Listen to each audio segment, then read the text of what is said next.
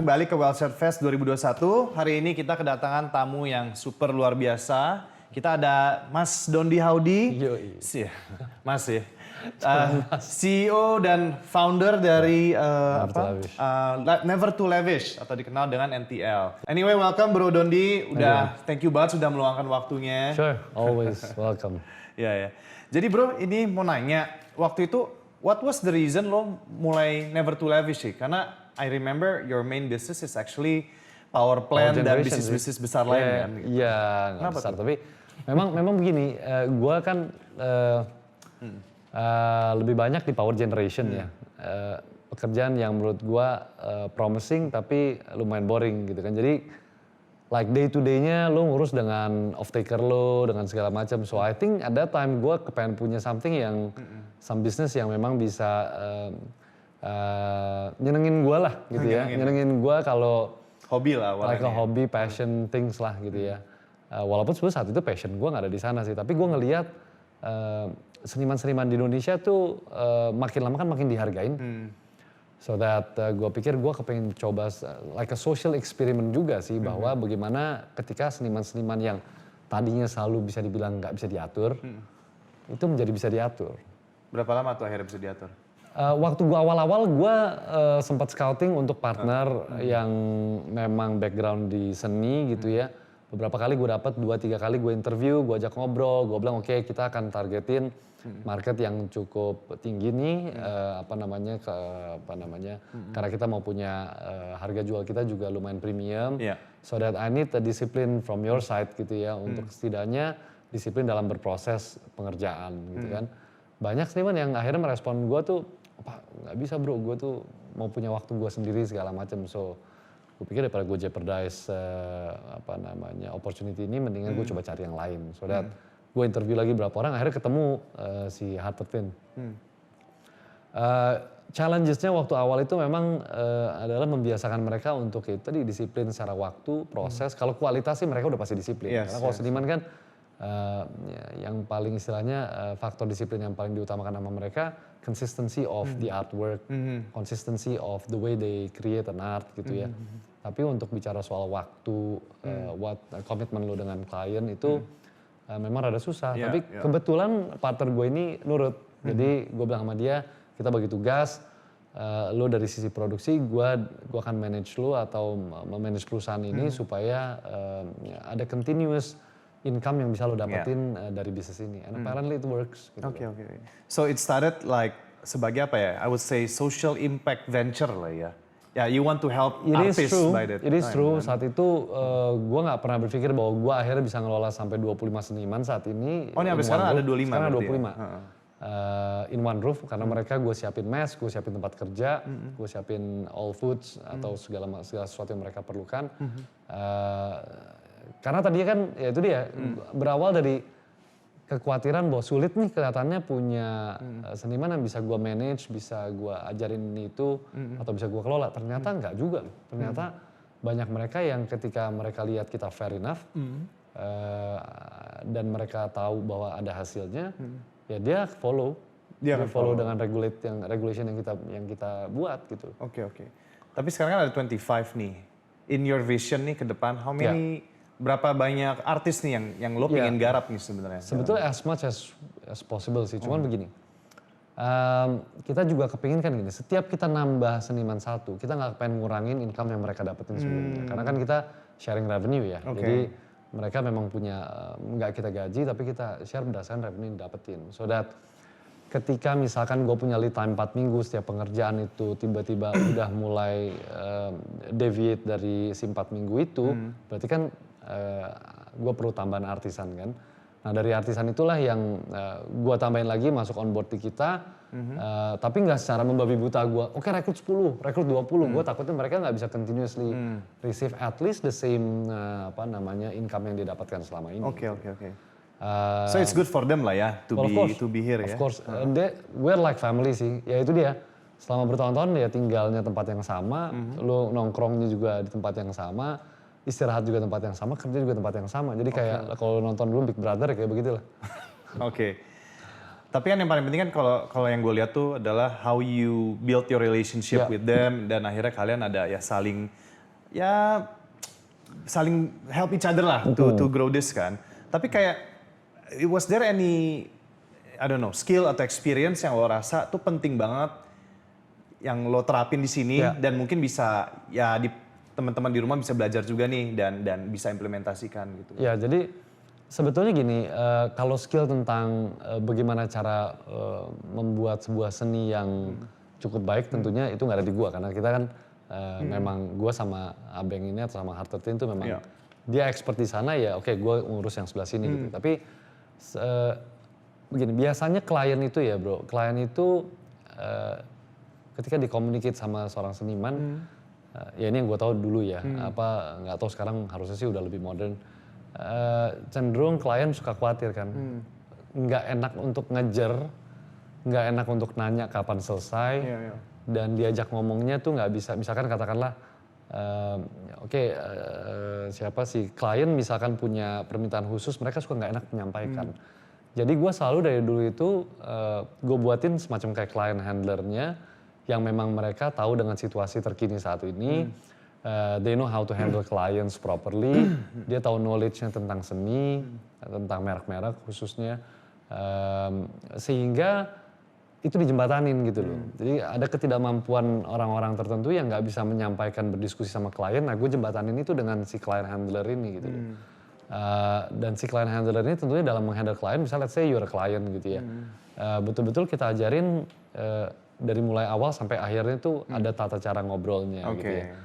Gua pun seneng aja sidak handphone daripada si client handler ini, gue lihat kan admin ya. Gue cek kira-kira bagaimana dia nge-handle klien-kliennya. Gue mulai kata-katanya seperti apa, banyak nyingkat-nyingkat kata nggak, itu yang kita nggak mau kan.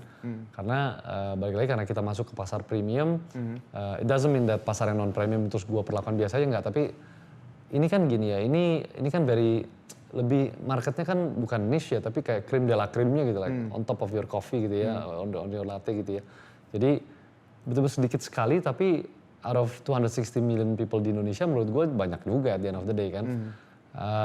Jadi itu yang gue bener-bener ngejaga perasaan klien gitu, karena kan mereka bayar mahal, terus kemudian mereka berhubungan sama what so called Never Too Lavish yang memang sebuah media atau medium untuk para seniman bekerja gitu ya.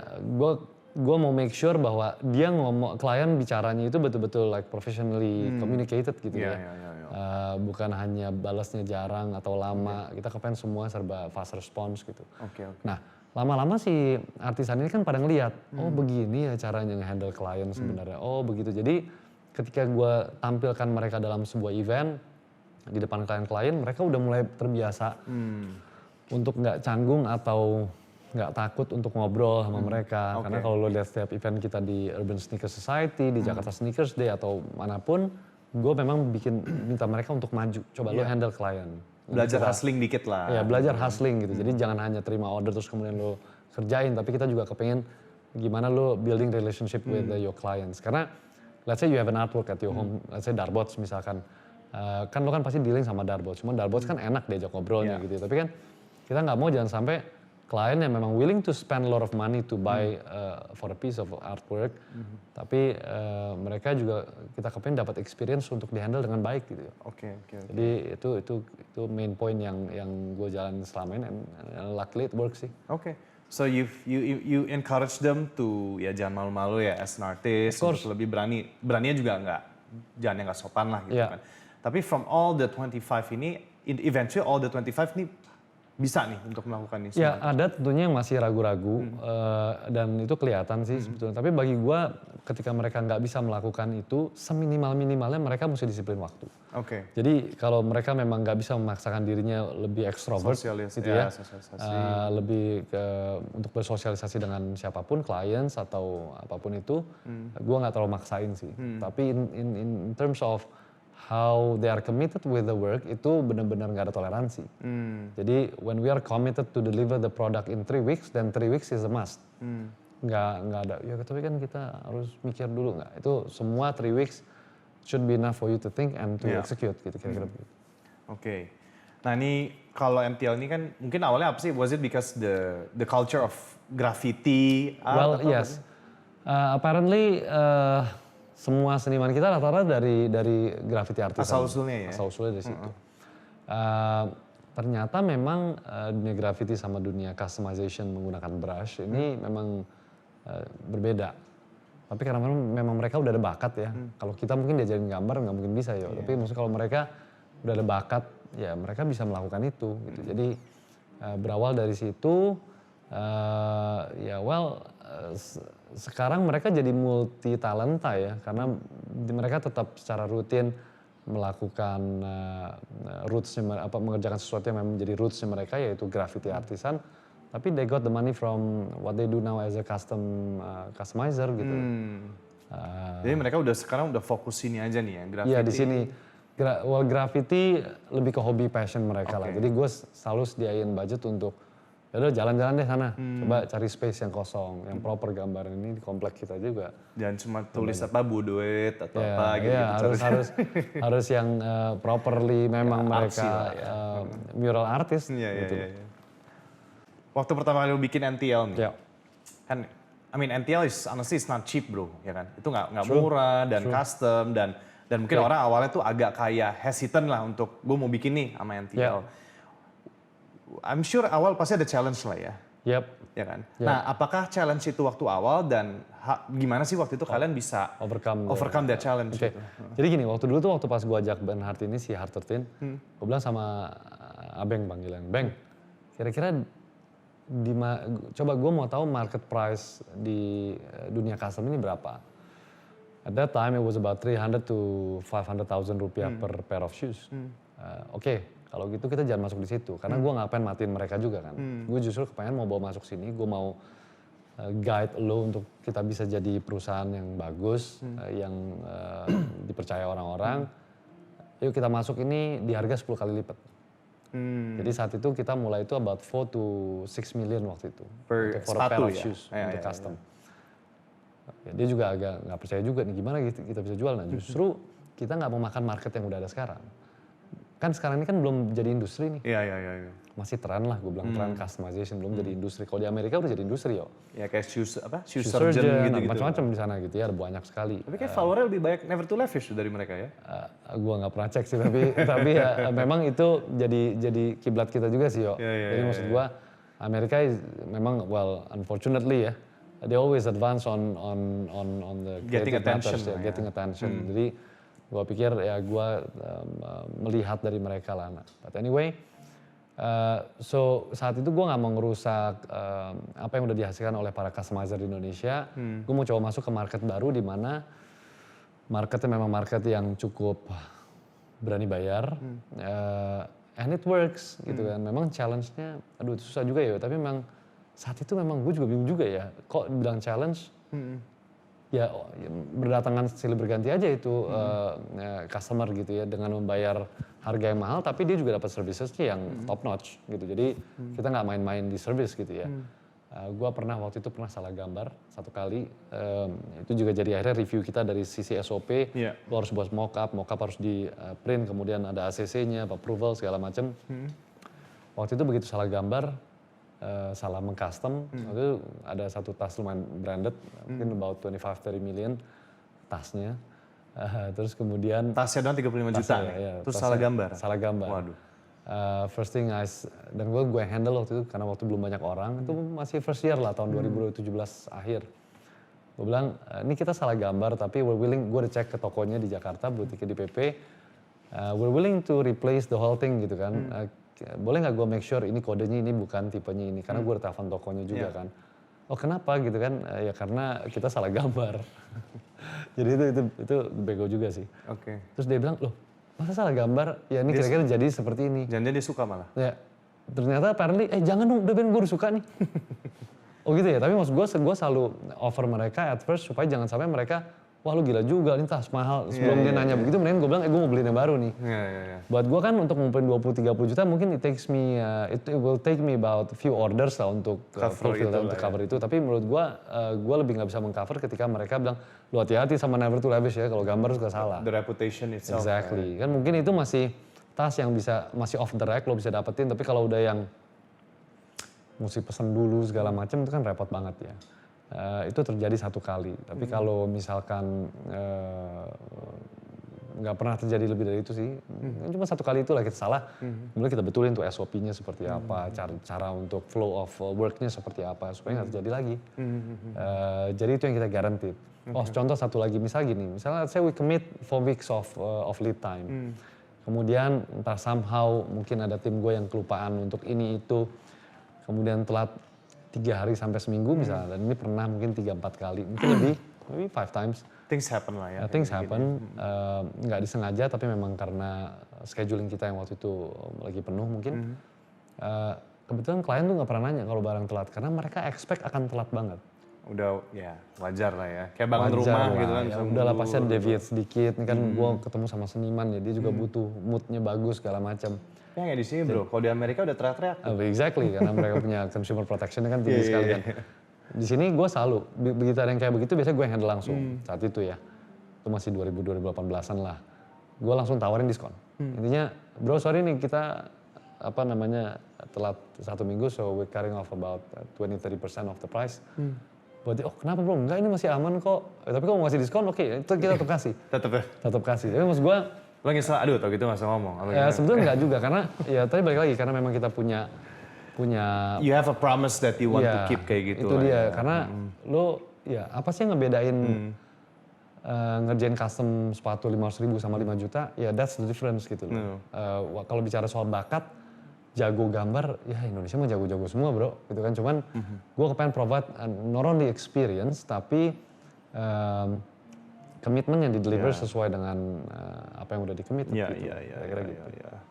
Oke. Itu penting sih yo, business services begini, experience and services. Pastilah. Lo nggak bisa argue on that sih, it's no questions asked. I mean, once somebody badmouth you and then ada bukti-buktinya, ya you're in trouble lah. I'm done. You're done. I'm done, karena buat mereka plenty of alternatives, plenty of cheaper alternatives that they can take at any time they want. Oke. Gue nggak mau jeopardize that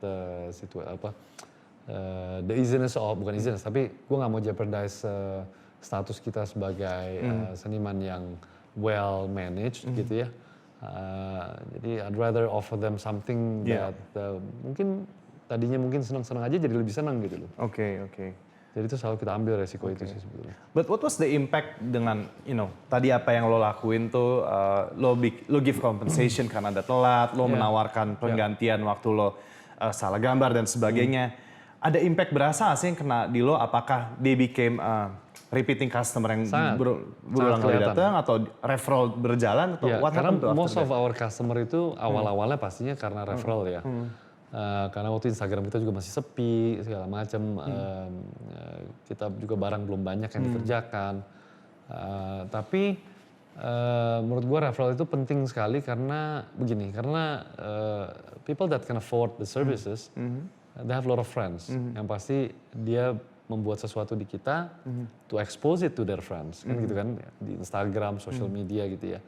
So somebody will ask, bikin di mana lu? Nah, dia will refer gitu loh. Jadi gue bukan kayak lo beli sesuatu yang umum banget kan ini kan. Jadi something that is unique and you like to expose it in some way gitu ya, di social media maupun datang ke arisan atau nongkrong-nongkrong. And then apparently somebody will ask, ya itulah menurut gue begitu pertanyaan itu ditanya, bikin di mana lo? Itu kan opportunity buat gue kan. Itu yang menurut gue out of all opportunities ya pasti ada yang kena lah. Iya. Ya sih, I mean kalau lihat kan hasilnya it's very nice. Tadi lo juga cerita sepatu yang ini apa? Iya. Jadi dulu ini lucu banget. Gue rilis ini a few pairs, saya waktu itu kalau nggak salah 10-15 pair. Oh dalamnya cork ya ternyata ya? Iya, gue bikin cork. Jadi ada orang, waktu itu namanya ice cream nih rilisannya. Oke. Kenapa ice cream? Waktu itu idenya adalah di dalamnya itu, kalau lihat ini udah ini kan sebenarnya Air Force One biasa. Gue bongkar semua uppernya tinggal sole aja kan. Kemudian gue bikin dalemannya, terus ice creamnya ada macam-macam rasa. Kalau nggak salah ada 8 rasa. Nggak, apa sih Walls atau apa nih ceritanya? Nggak, jadi waktu itu ada apa macam-macam lah nama ice creamnya ya. Orang nggak akan bisa tahu dia belinya yang mana. Oke. So they cannot select. Oh jadi dalamnya beda semua nih? Beda semua. Oh. Jadi yang dia dapat adalah ini. Kayak gini ya? Yang dia dapat adalah kayak begini. Kemudian dia ya tinggal dia robek-robek sedikit. Yang mana yang mau dirobek panel-panelnya ntar keluarnya seperti ini. Oke, jadi gitu. Warna gue bisa beda, lo beda. Sangat bisa beda.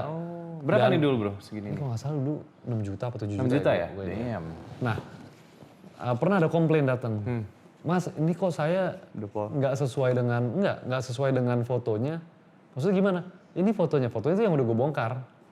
Kok datang kayak begini? Jadi sebetulnya itu dia, itu challenge-nya untuk mengeducate mereka kan.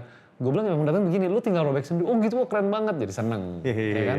Karena kok ini jadinya begini, perasaan gue pesannya warna, kenapa jadi yang begini? You have to cut it. Ya. Lu bisa pakai cutter, lu robek-robek gitu. Jadi jadinya gini nih guys, kalau dipotong dalamnya. Awalnya begini. Exciting lah kayak Seru lah, I mean people buy experience kan. Oke. Jadi that's what we sell gitu. Jadi experience on exposing on their social media atau dalam activitiesnya mereka. Tapi sekarang kita udah mulai selling an experience di mana mereka juga bisa ikut be a part of the customization process gitu loh.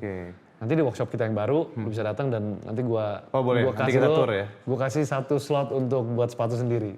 Jadi gue siapin tempat. Wah, danke. Jadi bisa datang, lu bisa pilih materialsnya, lu bisa pilih Oh, nanti buat apa. umum gitu juga tuh? Gue nanti kayak bikin bukan sekolah kayak bukan training ya, tapi itu dia I'm selling experience. Kalau lu mau datang mau bikin sepatu sendiri, gue siapin orang untuk ngajarin lu yang ngejahit sendiri, lu yang shoe lasting sendiri, lu yang cutting sendiri, lu yang menjahit sendiri. Jadi kalau lu jadi certified gitu loh. Jadi tentunya bukan dibiarin ya, kita ajarin. Oke. Like maybe few days course gitu. Nice. Lu datang ntar kalau udah. Legit. 2 bulan lagi. Oke, kalau gitu Bro Dondi, kita break sebentar. Oke, man. Mungkin teman-teman jangan kemana-mana dulu, kita akan kembali lagi. Saksikan pesan-pesan berikut. Cheers.